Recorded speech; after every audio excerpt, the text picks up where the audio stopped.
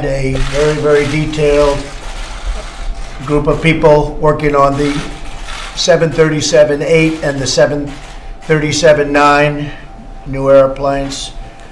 We're going to be issuing an emergency order of prohibition to ground all flights of the 737 MAX 8 and the 737 MAX 9 and planes associated with that line.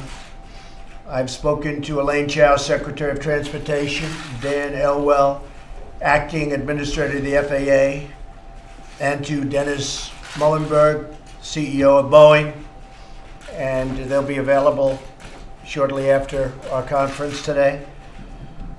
They are all in agreement with the action. Any plane currently in the air will go to its destination and thereafter be grounded until further notice. So planes that are in the air will be grounded. If they're the 737 MAX, will be grounded upon landing at the destination. Pilots have been notified. Airlines have been all notified. Airlines are agreeing with this. The safety of the American people and all people is our paramount concern. Our hearts go out to all of those who lost loved ones, to their friends, to their families in both the Ethiopian and the Lion Airlines crashes that involved the 737 MAX aircraft. It's a terrible, terrible thing. Boeing is an incredible company. They are working very, very hard right now. And hopefully they'll very quickly come up with the answer. But until they do, the planes are grounded. And you'll be hearing from the FAA directly in a little while. I would say probably in 45 minutes from now, so you'll be prepared to hear. They're going to go into great detail as to what they found and where we're going, what we're doing. But all of those planes are grounded, effective immediately, okay? This is a briefing that we've had planned for quite some time. Some incredible people are with us. This is on drug trafficking and on the southern border. And we have a lot of great things happening there. We're building a lot of wall, as you all know. A lot more than they understand, I think, Carla. Right? Yes, sir. They don't understand how much we're building, but that's okay. They never did. And we're joined today by federal, state, local leaders on the front lines of the battle against the vicious drug traffickers and criminal cartels violating our sovereignty and infiltrating our southern border. I want to thank Director of Office of National Drug Control Policy, who's with us, Jim Carroll. Thank you very much. Thank you, Jim. Yes, fantastic job you're doing. Acting DEA Administrator, a friend of mine, Udom Dillon, who I hear just incredible things, the job you're doing. Thank you, Udom. Director of the Houston, Texas High Intensity Drug Trafficking Area, Mike McDaniel. Thank you, Mike, and you're going to be saying a few words. Border Patrol Chief Carla Provost. Thank you very much, friend. ICE Homeland Security Investigations Assistant Director Matt Allen. Thank you. Deputy Assistant Secretary of Defense for Counter Narcotics and Global Threats Thomas Alexander. Thomas, thanks. Alabama Attorney General Steve Marshall. Steve. Good. Thank you, Steve, very much. I appreciate it. You're doing a great job, too, by the way. Thank you. I hear. And other law enforcement professionals. These are fantastic people. Work so hard, great danger, and they have incredible responsibility. Tens of thousands of innocent Americans are killed by the vast quantities of deadly poisonous drugs that are smuggled across our nation's very porous borders. They're a lot less porous with us there, but they're coming in bigger numbers. And part of that is because our country's doing so well economically. They're coming up for that. And even the drugs, I guess, the money that we're spending, unfortunately, within the country. If we could just tell people not to be doing that, but they are doing that. We have a very, very strong country economically, and people come up to a large extent for that reason. But we're having tremendous amounts of meth, cocaine, heroin, and ultra-lethal fentanyl. That's literally ultra-lethal. Gets stronger. This comes at a great cost to our society. In excess of $700 billion annually is spent, and we think that's a very, very small number compared to what the actual number is. The administration declared the opioid crisis a national public health emergency. Illegal immigration provides a lucrative cash flow, to put it mildly, to some of the most dangerous and ruthless criminal organizations on planet Earth. We're doing a lot at the border, a lot of wall going up, a lot of equipment has been purchased, a lot of equipment is being purchased as we speak. We have tremendous things going in terms of technology.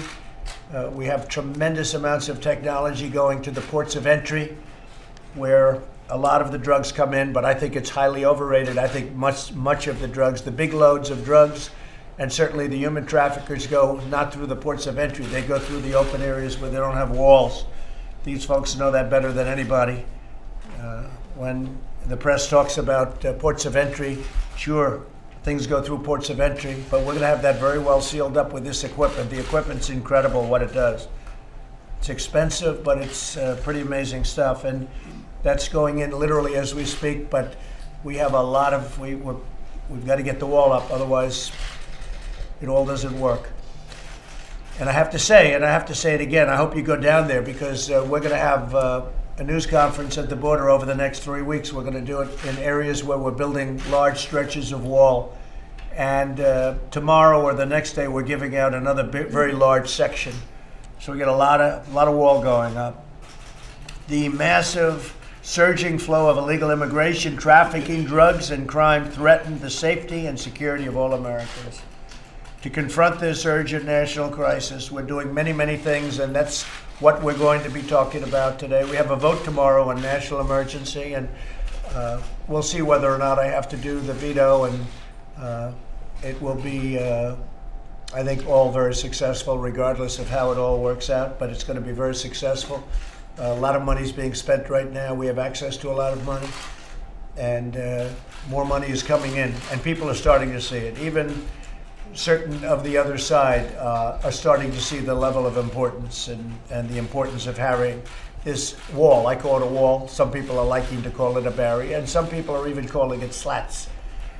But it's a wall, and it's a strong wall. It's a powerful wall. So a lot of very positive things are happening on the border. I'd like to ask Mike McDaniel to say a few words, Director of Houston, Texas. The whole job that you and your folks have been doing has been incredible. Like people are studying it. So maybe you'll say a few words to the media, please. Thank you, sir. I'm honored to be here today to report on the important work being done by the 21,000 state, local, federal, and tribal law enforcement officers participating in the HIDA program across the country. Some of our principal partners are sitting here at the table with us today. Let me first begin by thanking you for your unprecedented commitment in fighting against the drugs and the cartels that are assaulting our communities. Thank you for the support and respect you've restored to law enforcement in this country, and I mean that from the bottom of my heart. Thank you. Your appointment of Director Jim Carroll has been significant for us in the HIDA program, and we thank you for that.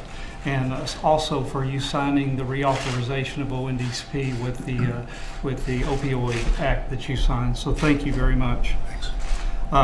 We all see the charts, and everyone in the table is familiar with seeing 72,000 in 2017 died of drug overdoses, and it sometimes, I believe, the general public doesn't realize the magnitude of what that really represents. And matter of fact, I was at a rodeo event in Houston this weekend, and the announcer said there's 72,000 in attendance of this thing. And I looked around the stadium, and you talking about giving it a whole new perspective of how big of a crisis this is in our country. Just take a look at the next time you're at a major sporting event.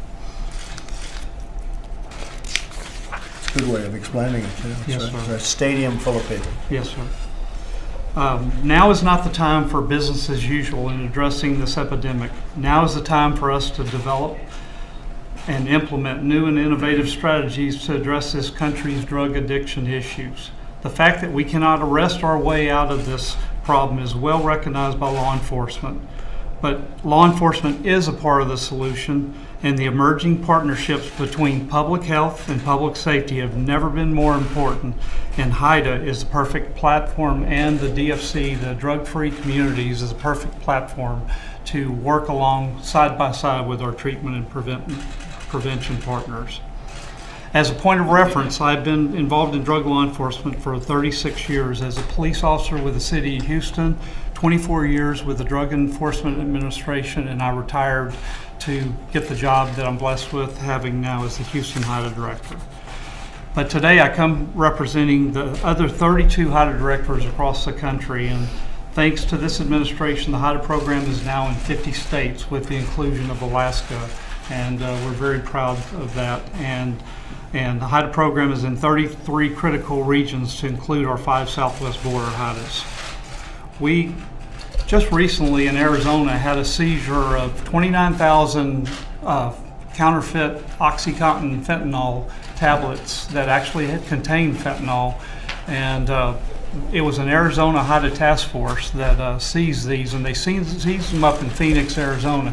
The scary thing about that is those drugs actually went through our southwestern border primarily through backpackers that are moving them up into the communities of our nation.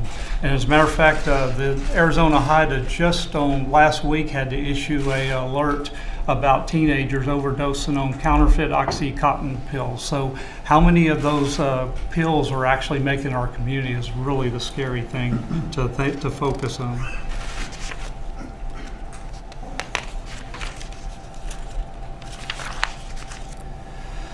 The HIDAs around the country have effectively assembled unified teams of federal, state, local, and tribal law enforcement to work together towards one common goal, and that is attacking and dismantling these violent drug cartels. One of the most important things I believe that we do, and working with our partners at CBP and Border Patrol, is to try to connect the dots. When there's seizures along the border, the most important thing law enforcement can do is connect the dots and actually identify the cartels that those drugs are coming from, so that we can dismantle those drug trafficking organizations and, more importantly, criminally prosecute them in U.S. courts. Recently, a lot of you in the media have noticed there was a 254-pound fentanyl seizure by CBP in Nogales, Arizona.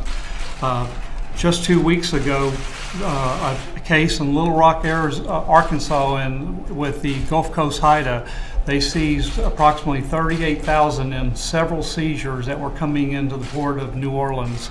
And a good case, and sir, I can assure you that the women and men of law enforcement across this country are trying to connect those dots so that we can do our job of dismantling those cartels. There's another alarming trend that really bothers me, and that we're seeing juveniles actually transporting fentanyl, especially in the San Diego area. And if you can imagine, us in law enforcement, you'll see law enforcement wearing suits and everything else to prevent any contact, but the cartels are strapping these drugs many times on these juveniles and sending them across the border, telling them that it's actually methamphetamine or coke, and they have no regard for human life. The cartels and transnational gangs targeted by law enforcement are predators that only exist to make money and harm our communities. My prior experience with DEA has allowed me to see the inner workings of these cartels on a first-hand basis. I do not see the difference of these cartels in many of the designated terroristic organizations also seeking the destruction of our country. What keeps me up at night is not the vast amount of drugs being seized, but the vast amount of drugs coming into our country not being seized. Our hearts grieve for the loss of so many lives and for the family members that have lost so many of their sons and daughters. Thank you, sir, for your support on this important issue. Thank you, Mike. I really appreciate it. Great job that you're doing. Okay, any questions? Yeah, Mr. President, can we get your reaction to the Manafort sentencing more than 7 years, and the fact that the Manhattan District Attorney has now filed similar charges in New York State, which would seem to negate any effect of any pardon that might be down the road? Well, I feel very badly for Paul Manafort. And, you know, he worked for Ronald Reagan very successfully. He worked for John McCain. He worked for Bob Dole and many others for many years. And I feel badly for him. I think it's a very sad situation. And I saw that just a little while ago. And certainly, on a human basis, it's a very sad thing. I feel badly for him. And Mr. President, the new charges in New York? Decision to ground the airplane. And secondly, why haven't you made arrangements to have a formal meeting with President? Say it again. Two questions. Was Canada's grounding of Yeah, well, we're doing it almost as a simultaneous. Was that a factor And we, in your as we were coordinating with Canada, we were giving them information, they were giving us information. We very much worked in conjunction with Canada. And you're going to be having an announcement in half an hour or so directly from the FAA as to some of the details. But we were working actually very closely also with Boeing and with other countries, but Canada was one of those countries. And on the China trade meetings that you anticipated having with President Xi, why haven't you secured a date yet? Well, I think things are going along very well. We'll just see what the date is. I'm in no rush. I want the deal to be right. Much more importantly, it's somebody said I'm in a rush. I'm not in a rush at all. Right now, we're getting billions and billions of dollars of tariffs paid into our coffers. I am not in a rush whatsoever. It's got to be the right deal, and it's got to be a good deal for us. And if it's not, we're not going to make that deal. But I will say that deal's going along very nicely. Mr. President, could I come back to the second question I asked you, which is... Steve, go ahead. The Boeing aircraft, was that a hard decision to make? You spoke to the Boeing CEO yesterday. Very tough decision. It's it's tragic. It's all the people that we're talking about and that we paid our highest respects to. But it's a very tough decision from the standpoint of a company like Boeing. It's a great, great company with a track record that is so phenomenal. And they want this solved. They want it solved quickly. They don't know the problem yet. They have to find the problem, but they don't know the problem. It could be a lot of different things. So they have to find it, and they will find it. The United States has the greatest record in the world of aviation, and we want to keep it that way. So I didn't want to take any chances. We didn't have to make this decision today. We could have delayed it. We maybe didn't have to make it at all, but I felt it was important, both psychologically and in a lot of other ways. And again, working with Canada, working with other countries, we just felt it was the right thing to do. And also, in speaking to Boeing and speaking to airlines, I spoke with American Airlines, I spoke with a number of airlines, and speaking to the airlines, I think that we all agree that this was the right decision to make. Didn't have to be made, but we thought it was the right decision to make. Mr. President, are you confident the FAA acted quickly enough? Oh, they acted very quickly, yeah. And we acted also very fact-based and very much working with other countries and with the airlines. Okay? Mr. President, will you pardon Paul Manafort? Yes? Will you pardon Paul Manafort? I have not even given it a thought as of this moment. It's not something that's right now on my mind. I do feel badly for Paul Manafort. That I can tell you. What about the second set of charges? I don't know filed about in that. state Are they court? going after him for state taxes? No, they're going after him in New York State. He faced federal charges. He's been sentenced on federal charges. Right after the sentencing took place here in Washington, D.C., the Manhattan District Attorney filed state charges against him, which would seem to be a way to get around the effect of any pardon that might be down the road. I don't know anything about it. I haven't heard that. I'll take a look at it. Yes, sir. Go ahead. Republicans in Congress are working on another bill on the national emergency declaration that would curb future presidents from being able to declare an emergency. Are you supportive of that effort? I'll have to take a look at what they're going to present. They are coming over in a little while just to present something, but we're in very good shape in terms of the money and in terms of the national emergency. Ultimately, we're in very good shape. But they want to curb future And we've had great declaration. support from the House, from House Republicans. And we have great support from most, as you know, from most of the Senate, from most of the Republican Senate. Because this is really a bill on border safety, border security, and it's a bill on, I would say, maybe more than anything else. We're here talking about drug trafficking, and you people know this subject better than anybody. We're talking about drugs, we're talking about human trafficking. This is a bill on human trafficking, on drugs, on all of the things that we're all gathered in this room. We brought up the problem with the Boeing and the jetliners. It's a big problem, but we were really here for another reason, and I thought we should bring this up because you're going to be having a meeting in about a half an hour with the FAA. But this is really a vote not on constitutionality because it's constitutional. It's not a vote on precedent because you take a look at what President Obama did with DACA and with so many other things. That was no precedent. This is a vote on border security, and it's a vote on drugs and trafficking and all of that. So, and I think most Republican senators fully understand that. Senator Rand Paul said that there are a number of Republican senators who are beaten up and pretty bloody because the White House has been going after them to not vote in favor of this bill. How much effort have you been putting into keeping Republicans with you on this issue? Nobody's beaten up. I said use your own discretion, but I think it's a bad vote if they go against. I think anybody going against border security, drug trafficking, human trafficking, that's a bad vote. The Democrats are for open borders. They're for crime. I mean, frankly, they're for crime. These people can tell you that better than anyone. When you have open borders, when you don't have walls, Mike, when you know it very well, all of you folks know it very well. We deal with it all the time. I guess they think it's good politically. I think it happens to be bad politically. I think it's an 80% issue and maybe more than that. But the Democrats, in order to make things difficult, they are for open borders and they're for crime. And the Republicans aren't. But I told Republican senators, vote any way you want. Well, vote how you feel good. But I think it's bad for a Republican senator. I also think it's bad for a Democrat senator to vote against border security and to vote against the wall. I think if they vote that way, it's a very bad thing for them long into the future. Steve? The China trade deal doesn't have to include intellectual property. Yes, it does. It has to include everything. So it's possible this could all fall apart. Anything can, but I think we're doing very well. I would say that we're, and I tell you, I'm very open about it because I'm very happy the way we are right now. We're collecting billions and billions of tariffs. The money we have pouring in now, we've never had money like that pouring in from China. We are collecting billions and billions of dollars, mostly paid for by China. If you look at the 25%, a report was done where 4 points out of the 25% are paid for by us, and 21 points are paid for by China.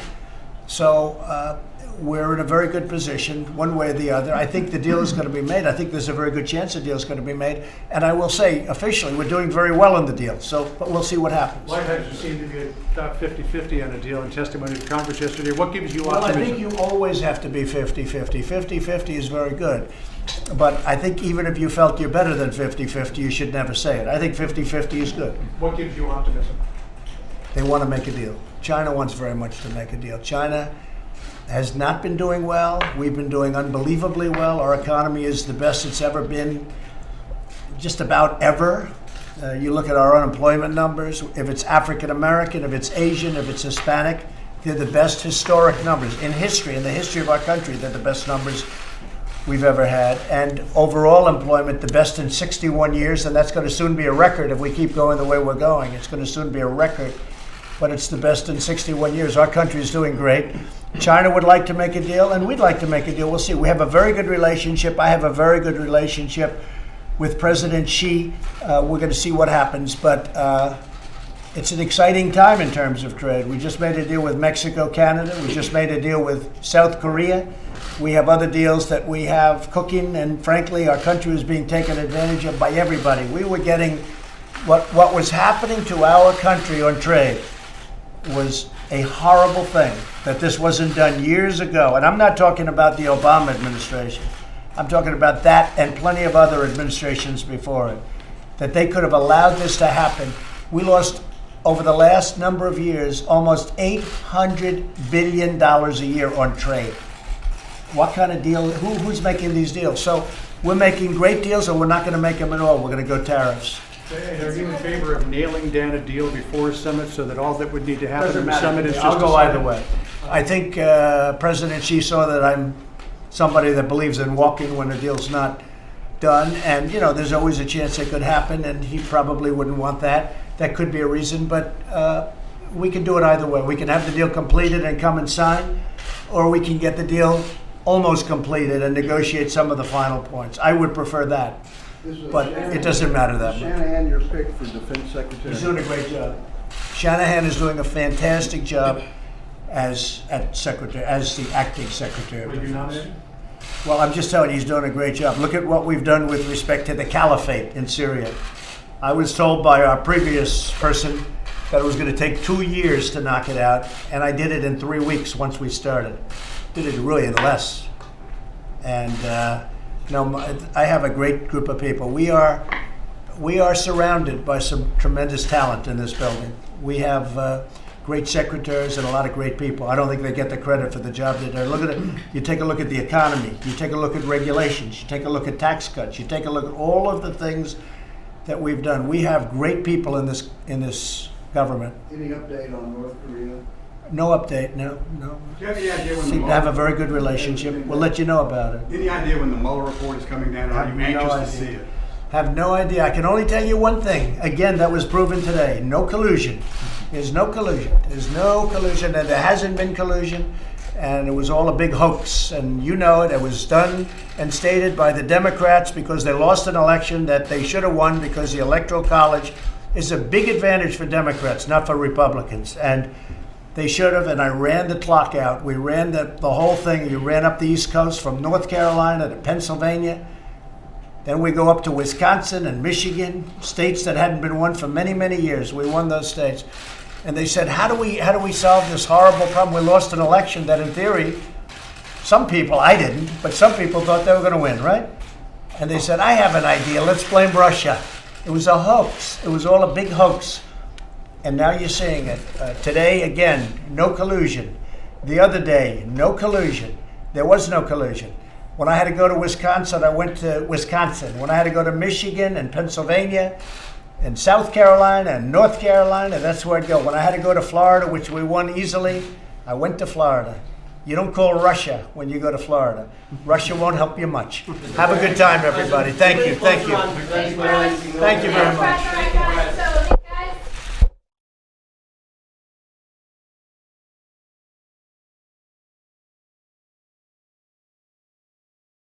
All right, folks, thank you very much for joining us and choosing us as your stream of choice.